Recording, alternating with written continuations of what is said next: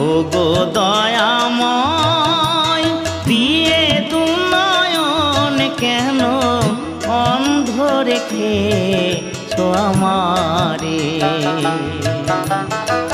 তুমি যে বিশ্বময় বিরাজ করো দয়াময়, তবু আমি এমন অভাগা